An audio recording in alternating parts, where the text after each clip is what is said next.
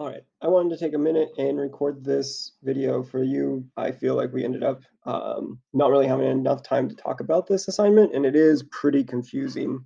So basically, what this, right, for earthquakes and any logarithmic scale, what that means is that for each kind of interval, meaning like, each time you go up one notch, that increases, that changes by a power of 10. So earthquakes are measured on the logarithmic scale. So as we take a look at like this little diagram here, what you can see is that as you change from a 1 to a 2 or a 2 to a 3 or a 3 to a 4, they're going to get progressively bigger and bigger and bigger. So let's take a look at this. So it says for each one it increases, the earthquake gets bigger by a power of 10. So a magnitude 3 is 10 times more powerful than a 2, right? And a magnitude 4 is 10 times more powerful than that. So each time you go up, it becomes, right, it increases by 10. So, right, if you have a 1, so here's your 1 right here, that a 2 is going to be, right, 10 times greater, and then 10 times greater, and then 10 times greater, and then times greater.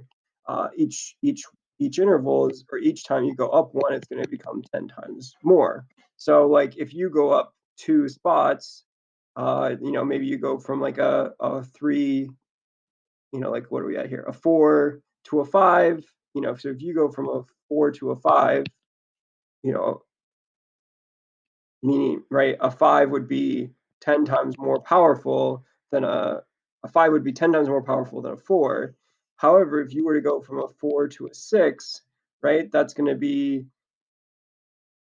you know, a 6 is 10 times more powerful than a 5, right? So that's going to be 10 times 10. That's 100 times more powerful because you've skipped two, right? You've gone two notches up, right? You went from a 4 to a 5 and a 5 to a 6.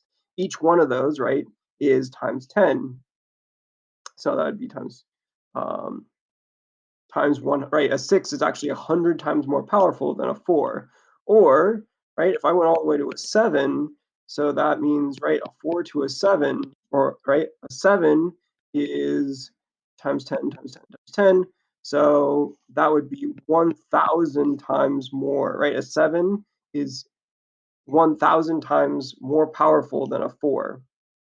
So basically, you figure out how much your earthquake has changed by, and then you multiply that by, or you raise that, 10 to that power, basically, or you multiply by 10 that many times. So, like, in this case, I've gone 4, 5, 6, 7. So that's three things, right? That's three changes. That's 4 to a 5 is one change, 5 to a 6 is another change, and 6 to a 7 is another change.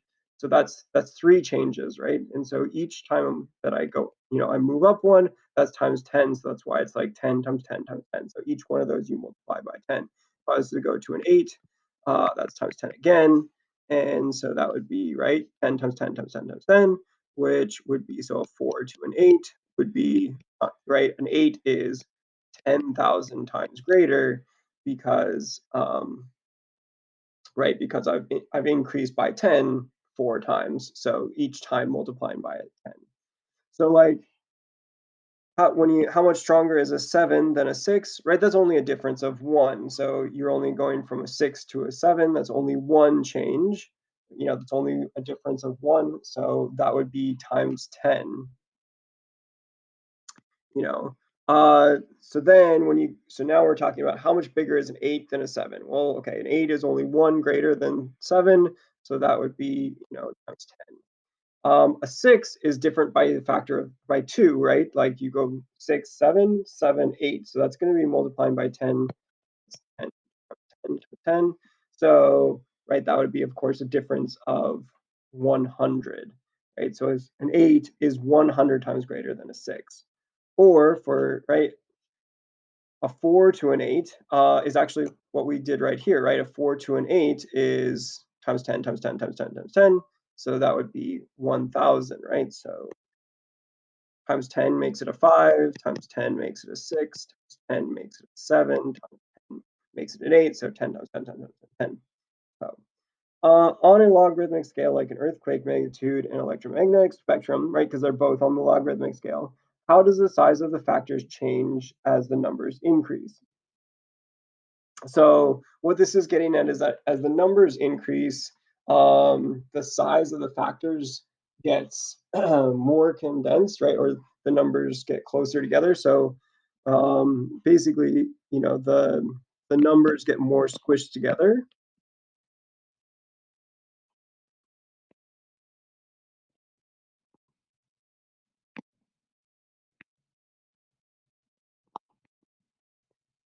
It's not a very technical term, but basically, right? Like we might go from 1 to 10 in the first one, but then in the next one, right, we're going to go from 10 to 100. So, right, we can fit 9 numbers in between 1 and 10. We can fit 90 numbers in between 10 and 100, and then it's just going to keep going that way, right? Then it's 1,000. So we've actually got 900 numbers in between those two numbers. And right, you can just keep going. So it keeps pushing it together into, smaller and smaller as you get bigger and bigger numbers. And the benefit of that, right? So what is the benefit?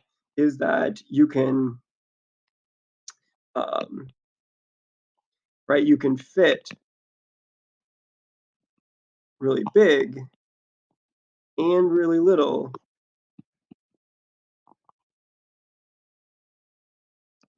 numbers on the same thing. Numbers on the same,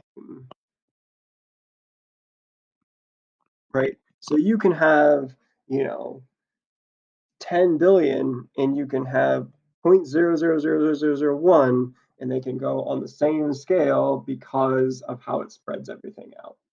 So you can just fit really big and really little numbers on the same scale. So I know this is kind of a confusing concept. Hopefully this kind of helps you figure out how to do that. And thanks for watching and good luck. Obviously, let me know if you have any questions.